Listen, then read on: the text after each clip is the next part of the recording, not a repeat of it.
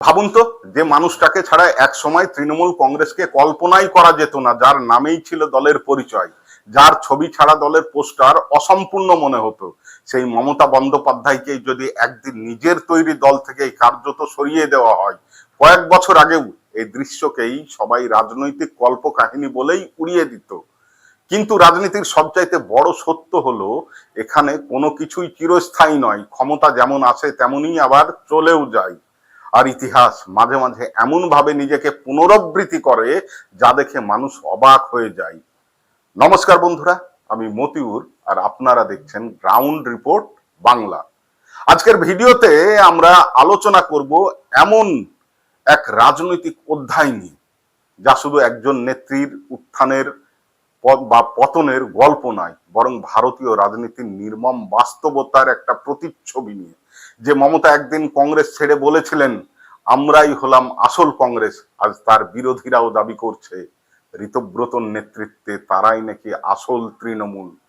আজকে ইতিহাস যেন এক অদ্ভুত বৃত্ত সম্পূর্ণ করলো। 1998 সাল, পশ্চিমবঙ্গে বামফ্রন্টের দাপট। কংগ্রেস তখন দুর্বল, বিভিন্ন গ্রুপে বিভক্ত এবং দিশাহীন। সেই সময় কংগ্রেসের ভিতর থেকেই বিদ্রোহের পতাকা তুললেন এক লড়াকু নেত্রী। তার নাম হলো মাননীয় মমতা বন্দ্যোপাধ্যায়।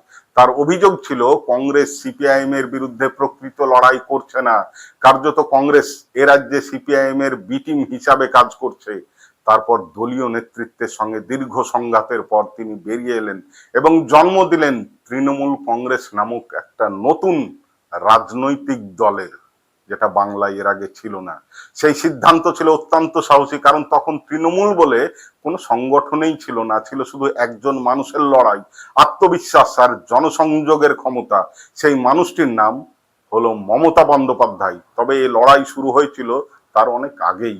1984 সালে তিনি লোকসভা নির্বাচনে বামফ্রন্টের অন্যতম শীর্ষ নেতা এবং হেভিওয়েট নেতা সোমনাথ চট্টোপাধ্যায়কে যাদবপুরে পরাজিত করে জাতীয় রাজনীতিতে আলোচনার কেন্দ্রবিন্দুতে চলে আসেন। এরপর যুব কংগ্রেসের আন্দোলন, রাজপথের সংগ্রাম, পুলিশের লাঠি, রক্ত মামলা, সব মিলিয়ে তিনি তৈরি করেছিলেন একজন আপোষহীন আন্দোলনকারী ভাবমূর্তি। কংগ্রেসের প্রবীণ নেতাদের সঙ্গে সংঘাত যত বেড়েছে, ততই নিচু তলার কর্মীদের মধ্যে বেড়েছে তার জনপ্রিয়তা। শেষ পর্যন্ত কংগ্রেস ছেড়ে নিজের দল গঠন করেন তিনি।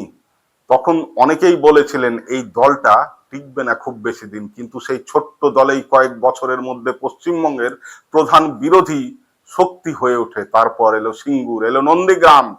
জমি আন্দোলন পশ্চিমবঙ্গের রাজনীতিকে আমূল বদলে দিল। দীর্ঘ 34 বছরের বাম শাসনের বিরুদ্ধে জনমত তৈরি হলো। 2009 সালে লোকসভা নির্বাচনে তৃণমূলের স্থান স্পষ্ট হয়ে গেল, আর 2021 সালে ঘটলো ঐতিহাসিক পরিবর্তন, বামফ্রন্টের পতন, মমতা বন্দ্যোপাধ্যায়ের উত্থান। রাজ্যের প্রথম মহিলা মুখ্যমন্ত্রী হিসাবে তিনি শপথ নিলেন পশ্চিমবঙ্গে। সেই সময় অনেকেই বলেছিলেন, এ শুধু সরকার পরিবর্তন নয়, এক রাজনৈতিক যুগের অবসান এবং নতুন যুগের সূচনা। কিন্তু ক্ষমতা যত দীর্ঘ হয়, ততই তার সঙ্গে জড়িয়ে পড়ে নতুন নতুন ধরনের চ্যালেঞ্জ। অভিযোগ উঠতে শুরু করলো দুর্নীতি, স্বজন পোষণ, সংগঠনের ভিতর গোষ্ঠীদ্বন্দ্ব এবং নেতৃত্বের কেন্দ্রীকরণ নিয়ে। বিরোধীরা বলতে শুরু করলেন, যে দল পরিবর্তনের প্রতিশ্রুতি দিয়েছিল, সেই দলেই ধীরে ধীরে একই সমস্যায় আক্রান্ত হচ্ছে। বিশেষ করে অভিষেক বন্দ্যোপাধ্যায়কে ঘিরে দলের অভ্যন্তরীণ রাজনীতি নিয়ে নানা আলোচনা শুরু হয়ে গেল নিচু তলার কর্মীদের মধ্যে। অনেক পুরনো নেতা নিজেদের গুরুত্ব হারানোর অভিযোগ তুলতে থাকেন। সংগঠনের ভিতর অস্তিত্ব বাড়তে থাকে। বাইরে থেকে হয়তো সবকিছু স্বাভাবিক মনে হচ্ছিল, কিন্তু ভিতর ভিতর জমছিল অসন্তোষ। আর একটা বড় রাজনৈতিক প্রশ্ন সামনে আসে, সেটা হলো সংখ্যালঘু ও সংখ্যাগুরু ভোটের ভারসাম্য। সমালোচকদের দাবি ছিল, একদিকে সংখ্যালঘু ভোট ধরে রাখার চেষ্টা, অন্যদিকে নরম হিন্দুত্বের রাজনীতি। এই দুই কৌশলের মধ্যে ভারসাম্য রক্ষা করতে গিয়ে তৃণমূল এক নতুন সংকটে পড়ে গেল। দীঘায় মন্দির নির্মাণ, দুর্গাপুজোয় অনুদান, এছাড়াও বিভিন্ন জায়গায় নতুন নতুন মন্দির নির্মাণের ঘোষণা, ধর্মীয় অনুষ্ঠানকে রাজনৈতিকভাবে গুরুত্ব দেওয়া, এসব নিয়ে নানা মত তৈরি হয়। কেউ একে বাস্তববাদী রাজনীতি বলেছেন, কেউ বলেছেন আদর্শ থেকে সরে আসা। এরপর এলো সবচাইতে বড় ধাক্কা 2026-এর বিধানসভা নির্বাচনে ক্ষমতা হারানোর পর দলের ভিতর শুরু হলো নেতৃত্ব নিয়ে প্রশ্ন। যে দল একদিন একজন মানুষকে কেন্দ্র করে দাঁড়িয়েছিল, সেই দলেরই বড় অংশ নতুন নেতৃত্বের দাবি তুলল, এবং তারপর যা ঘটলো তা সত্যি নজিরবিহীন। দলের বড় অংশের নির্বাচিত বিধায়কদের উদ্যোগে নতুন জাতীয় কর্মসমিতি গঠন করা হলো। সেই তালিকায় স্থান পেলেন না দলের প্রতিষ্ঠাতা মাননীয় মমতা বন্দ্যোপাধ্যায় সহ দলের সর্বভারতীয় সাধারণ সম্পাদক তার ভাইপো অভিষেক ব্যানার্জি। রাজনৈতিক জীবনে এর চেয়ে বড় প্রতীকী আঘাত আর কি হতে পারে বলুন? এখানে ইতিহাস যেন নিজের প্রতিচ্ছবি দেখালো। একদিন মমতা বলেছিলেন কংগ্রেসের আসল আদর্শ তারাই বহন করছেন, আর আজকে তার বিরোধীরাও বলছেন আসলে তৃণমূলই হলো আসল তৃণমূল। কিন্তু এখানে একটা গুরুত্বপূর্ণ প্রশ্ন ওঠে আসে, একজন নেতাকে সংগঠন থেকে সরিয়ে দিলেই কি তার রাজনৈতিক প্রভাব শেষ হয়ে যায়? এখনো বহু মানুষ মনে করেন তৃণমূলের যে ভোট ব্যাংক তৈরি হয়েছিল তার বড় অংশ হলো মমতার ব্যক্তিগত জনপ্রিয়তার উপর দাঁড়িয়েছিল। তার ছবি, তার ভাষণ, তার রাজনৈতিক পরিচয় সবই ছিল দলের সবচাইতে বড় সম্পদ। তাই তাকে বাদ দিয়ে নতুন নেতৃত্ব কতটা সফল হবে সেটাও কিন্তু একটা বড় প্রশ্ন আজকে।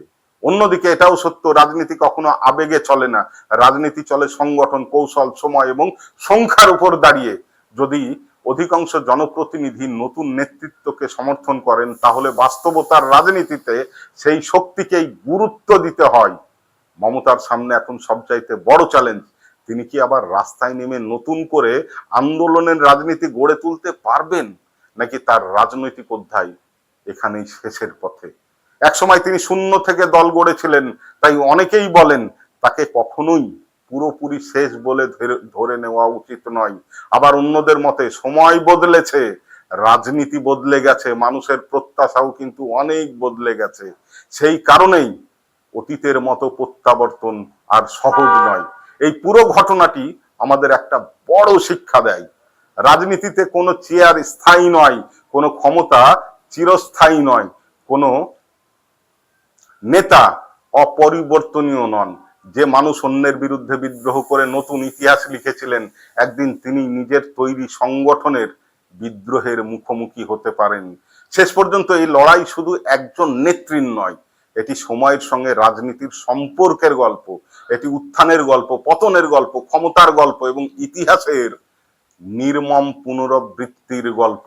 তবে একটা বিষয় মনে রাখা জরুরি, রাজনৈতিক ঘটনাবলী নিয়ে বিভিন্ন পক্ষের ভিন্ন ব্যাখ্যা ও দাবি থাকতেই পারে, কিন্তু সময় শেষ পর্যন্ত বলে দেয় কোন রাজনৈতিক সিদ্ধান্ত ইতিহাসে টিকে থাকে আর কোনটি হারিয়ে যায়।